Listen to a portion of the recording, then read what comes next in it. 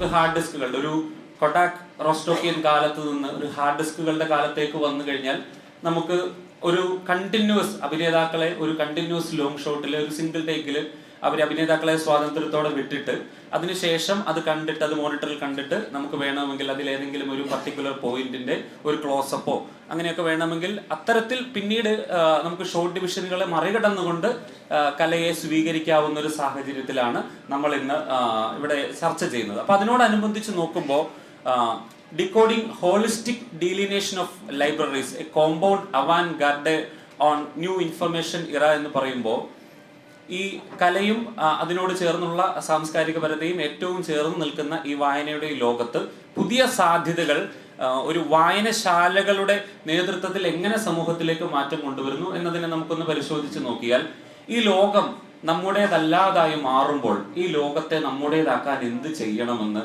Maxim ഗോർക്കിയുടെ the mother എന്ന പുസ്തകത്തിൽ അദ്ദേഹത്തിന്റെ പ്രധാന ആളായ പാവേൽ അമ്മയോട് ചോദിക്കുന്നുണ്ട്. ഈ ലോകം നമ്മുടേതല്ലാതായി മാറുമ്പോൾ ഈ ലോകത്തെ നമ്മുടേതാക്കാൻ എന്താണ് ചെയ്യേണ്ടത്? അമ്മ പറഞ്ഞു കൊടുക്കുന്നത്, മകന് പറഞ്ഞു കൊടുക്കുന്നത്, ഈ ലോകം നമ്മുടേതാക്കി മാറ്റാൻ അറിവിനെ അതിന്റെ സിരാകേന്ദ്രത്തിൽ നിന്ന് ഇറക്കി നമ്മുടെ ചുറ്റുമിരിക്കുന്ന മനുഷ്യരിലേക്ക് ഇറക്കി വിടണം എന്നാണ് അമ്മ പറയുന്നത്.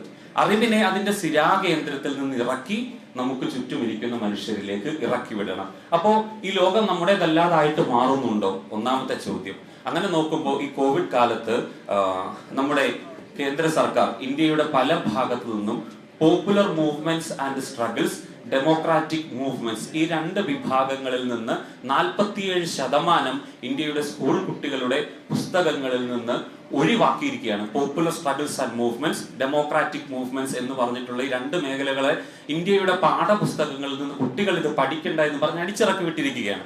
അപ്പോ അതിനോട് ചേർത്ത് നോക്കുമ്പോൾ ചരിത്ര പുസ്തകങ്ങളിൽ അംബേദ്കറുടെ റൈറ്റിങ്ങുകളുടെ ആർട്ടിക്കിളുകളും അംബേദ്കറുടെ പല ആർട്ടിക്കിളുകളും ഇനിയും സമാഹരിക്കാനുണ്ട്. അപ്പൊ അംബേദ്കറുടെ പല ആർട്ടിക്കിളുകളും ഇന്ത്യയുടെ ദളിത് റൈറ്റിംഗ്സിന്റെ ഒരു ഭാഗവും നരവംശ ശാസ്ത്രത്തിലെ ലെസ്ബിയൻ, ഗേ, ട്രാൻസ്ജെൻഡർ റൈറ്റിംഗ്സുകളുടെയും പല ഏറ്റവും ഗ്രേറ്റസ്റ്റ് ആയിട്ടുള്ള ആർട്ടിക്കിളുകളുടെയും സബ്സ്ക്രിപ്ഷൻ ലൈബ്രറികൾക്ക് കട്ട് ഓഫ് ചെയ്യാനായിട്ട് ഇന്ത്യയുടെ പല സംസ്ഥാനങ്ങളിലും ഗവൺമെന്റ് ഉത്തരവിട്ടിരിക്കുകയാണ്. നോക്കൂ, ഈ ലോകം നമ്മുടേതല്ലാതായി മാറുന്ന ഒന്നാണ്. കാരണം ഒറ്റതിരിഞ്ഞുള്ള വേട്ടയാടലിൽ നിന്ന് കൂട്ടം കൂട്ടമായിട്ടുള്ള വേട്ടയാടലുകളിലേക്ക്, അതിനുശേഷം ഗോത്രവർഗമായിട്ട് മനുഷ്യന്റെ നരവംശ ശാസ്ത്രം നോക്കുമ്പോൾ ഏറ്റവും അവസാനം 1648 ട്രീറ്റി ഓഫ് വെസ്റ്റ്ഫാലിയൻ ഉടമ്പടി പ്രകാരം ദേശരാഷ്ട്രങ്ങളിലേക്കും കൂടി വന്നു കഴിഞ്ഞിട്ട് മനുഷ്യൻ എങ്ങനെയാണ് നമ്മൾ ഇങ്ങനെ ഇരുന്ന് കഥകൾ പറയുന്നത്?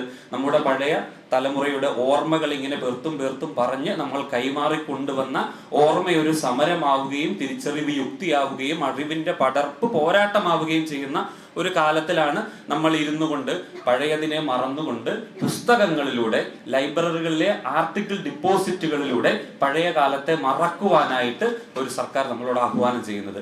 അങ്ങനെ ഈ ലോകം നമ്മുടേതല്ലാതായിട്ട് മാറുമ്പോൾ അറിവിനെ ആ സിരാകേന്ദ്രത്തിന്റെ ഉച്ചസ്ഥായിയിൽ ആരാണോ പിടിച്ചു വെച്ചിരിക്കുന്നത് അതിനെ അവിടെ നിന്ന് ഇറക്കി നമുക്ക് ചുറ്റുമുള്ള ഈ മനുഷ്യരിലേക്ക് ഇറക്കി വിടണം. അതിന് നമുക്ക് അന്താരാഷ്ട്ര തലത്തിൽ കുറച്ച് മാതൃകകളുണ്ട്. നമുക്ക് ഓരോന്നോരോന്നായിട്ട് സമയത്തിനുള്ളിൽ നിന്നുകൊണ്ട് നോക്കാം. ഒന്ന്, റെയിൽവേ റൈറ്റ് പോയിന്റ്സ് എന്ന് പറഞ്ഞിട്ട് ഹോളണ്ടില് റെയിൽവേ റൈറ്റ് പോയിന്റ്സ് എന്ന് പറഞ്ഞ ഒരു സംവിധാനം ഏർപ്പെടുത്തിയിരിക്കുകയാണ്. നിങ്ങളൊരു റെയിൽവേ സ്റ്റേഷനിൽ കയറുന്നു. ആ റെയിൽവേ സ്റ്റേഷനിൽ നിങ്ങൾ സഞ്ചരിക്കുന്ന ട്രെയിനിൽ പേപ്പറും പേനയുമാണ് വെച്ചിരിക്കുന്നത്. അതിൽ നിങ്ങൾക്ക് ഇഷ്ടമുള്ളത് എഴുതാം, നിങ്ങളുടെ ഭാവനകൾ എഴുതാം, നിങ്ങളുടെ ഓർമ്മക്കുറിപ്പുകളെല്ലാം എല്ലാം എഴുതാം. ഓരോ മാസവും ആ ഓരോ റെയിൽവേ സ്റ്റേഷന്റെയും പേരിൽ ആ റെയിൽവേസിൽ സഞ്ചരിച്ച ആളുകളുടെ കുറിപ്പുകൾ പ്രസിദ്ധീകരിക്കുകയാണ്. നോക്കൂ, ഏറ്റവും തൊഴിലെടുക്കുന്ന മനുഷ്യർ, ഡെലിവറി പേഴ്സൺസ്, ഏറ്റവും അടിസ്ഥാന തട്ടിലുള്ള മനുഷ്യരുടെ എഴുത്തുകൾ കൂടി, അവരുടെ കഥകൾ, കവിതകളോ അവരുടെ ഓർമ്മക്കുറിപ്പുകളെല്ലാം കൂടി റെയിൽവേ റൈറ്റ് പോയിന്റ്സ് എന്ന ഹോളണ്ട് സെൻട്രൽ ലൈബ്രറിയുടെ ഒരു പുതിയ പകർപ്പാണ്. നമുക്ക് സഞ്ചാരയോഗ്യമായിട്ടുള്ള ഒരു ട്രാൻസ്പോർട്ടേഷൻ ഫെസിലിറ്റിയെ മനുഷ്യരുടെ എഴുത്തുകൾ കൂടി സമാഹരിച്ച് അതിനെ ലൈബ്രറിയുടെ ഒരു ഹോമിലേക്ക് കൊണ്ടുവന്ന് അതിനെ റെയിൽവേ ലൈബ്രറീസ് എന്ന പേരിൽ ഓരോ മാസത്തെയും എഴുത്തുകളെ അത് അടുത്ത മാസത്തിലേക്ക് പബ്ലിഷ് ചെയ്ത് എഴുത്തുകാരിലേക്ക് എത്തിക്കുന്ന ഒരു സംഗതിയായിട്ട് റെയിൽവേ റൈറ്റ് പോയിന്റ്സ് ഹോളണ്ടിൽ തുടങ്ങിയിട്ടുണ്ട്. അതുപോലെ തന്നെ ഡ്രൈവേഴ്സ് ലൈബ്രറി ഓൺലൈൻ, ഇതേ ഹോളണ്ടിൽ തന്നെ തുടങ്ങിയാണ്. ഡ്രൈവേഴ്സ് ലൈബ്രറി ഓൺലൈൻ എന്താണ്? നിങ്ങളൊരു യാത്ര തുടങ്ങി, ഒരു ലോങ് ഡ്രൈവിന് പോവുകയാണ്. നമ്മൾ ഡെസ്റ്റിനേഷൻ പോയിന്റ് ആദ്യം തന്നെ സോഫ്റ്റ്വെയർ ബോർഡിൽ എഴുതി കൊടുക്കുന്നു. അപ്പോ നമ്മളുടെ ദൈർഘ്യം കണക്കാക്കി ആ ദൈർഘ്യത്തിനുള്ളിലുള്ള കഥയോ കവിതയോ നമ്മളുടെ ബോക്സ്, മ്യൂസിക് ബോക്സ്, നമ്മൾ പാട്ട് കേൾക്കാനാണ് ദീർഘദൂര യാത്രയ്ക്കൊക്കെ നമ്മൾ ഉപയോഗിക്കുന്നത്. നമ്മളല്ലെങ്കിൽ ഡ്രൈവർമാർക്ക്, വണ്ടി ഓടിക്കുന്നവർക്ക് പുസ്തകം വായിക്കാൻ പറ്റില്ലല്ലോ. നമ്മൾ വാഹനത്തിൽ കയറി സഞ്ചരിക്കുമ്പോൾ നമ്മുടെ സോഫ്റ്റ്വെയർ ബോക്സിൽ നമ്മളുടെ ദൈർഘ്യം എപ്പോഴാണ് എത്തേണ്ടത്, അല്ലെ എത്ര നേരം ട്രാവൽ ഉണ്ട്, എത്ര കിലോമീറ്റർ ഉണ്ടെന്ന് കൊടുക്കും.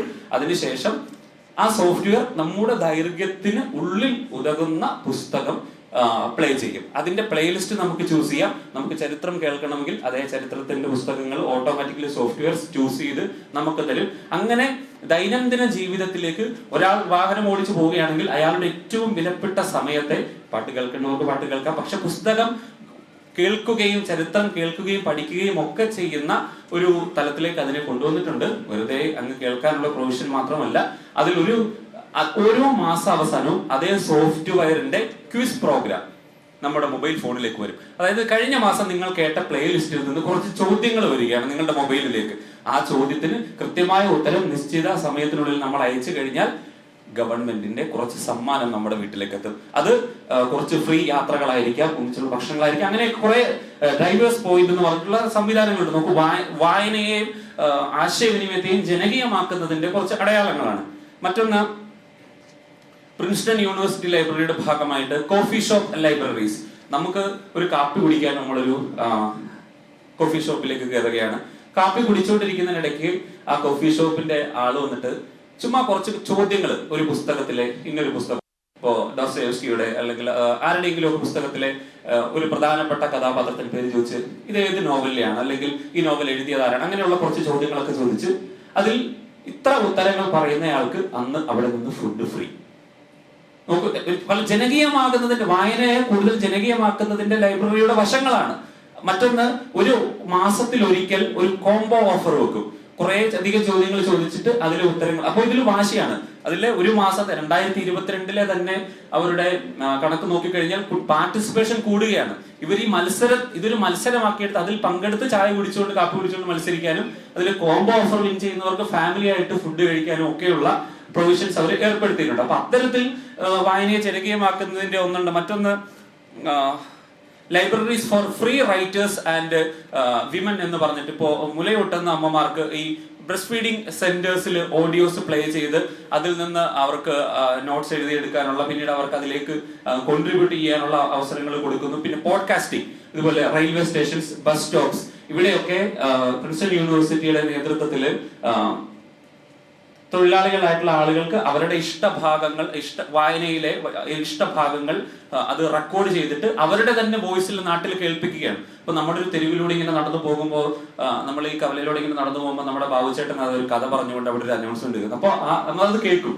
അപ്പോ അത് നമുക്ക് വായനയെ കൂടുതൽ ത്രസിപ്പിക്കാനുള്ള, വായനയിലേക്ക് വരുവാനുള്ള ഒരു നൈസർഗികമായിട്ടുള്ള ഒരു ഇടപെടലാണ്. അപ്പൊ അത്തരത്തിൽ കുറെ അധികം അന്താരാഷ്ട്ര മാതൃകകൾ ഈ നമ്മളിൽ നിന്ന് അകന്നു പോകുന്ന കാലത്തെ തിരികെ കൂട്ടാനായിട്ട് നമുക്ക് നമ്മുടെ ഇടയിൽ കൊണ്ടുവരുന്ന സംഗതികളുണ്ട്. മറ്റൊന്ന്, ഫ്രാൻസ് കാഫ്ക അദ്ദേഹത്തിന്റെ ഏറ്റവും അടുത്ത സഹചാരിയായിരുന്ന മാക്സ് ബ്രൂഡിനോട് എന്റെ കാലശേഷം എന്റെ എഴുത്തുകൾ നശിപ്പിച്ച് കളയണമെന്ന് പറയുന്നുണ്ട്. പക്ഷെ മാക്സ് ബ്രൂഡ് നോക്കിയപ്പോൾ എന്താ കയ്യിൽ കിട്ടിയേക്കുന്നത്?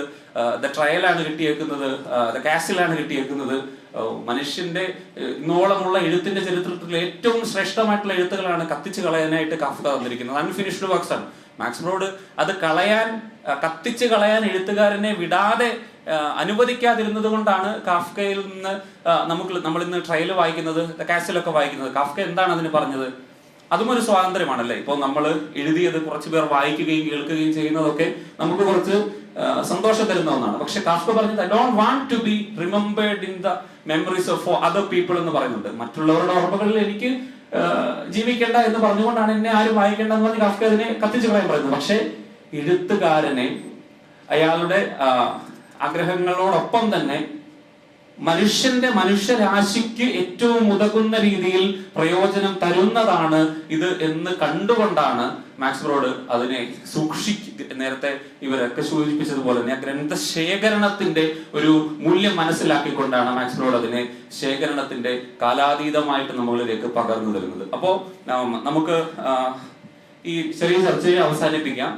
ഡീലിനിയേഷൻ ഓഫ് ദി കോമ്പൗണ്ട് ഇൻഫർമേഷൻ ഇറ എന്ന് പറയുമ്പോൾ നമ്മുടെ ഈ അറിവിനെ ഈ ലൈബ്രറികളിലൂടെ കൂടുതൽ ശ്രദ്ധയൂന്നിയ പ്രവർത്തനങ്ങളിലൂടെ നമ്മുടെ കാലമാക്കി മാറ്റാൻ സാധിക്കുന്ന ഒരുപാട് മാതൃകകൾ നമ്മുടെ അന്താരാഷ്ട്ര തലത്തിലുണ്ട്.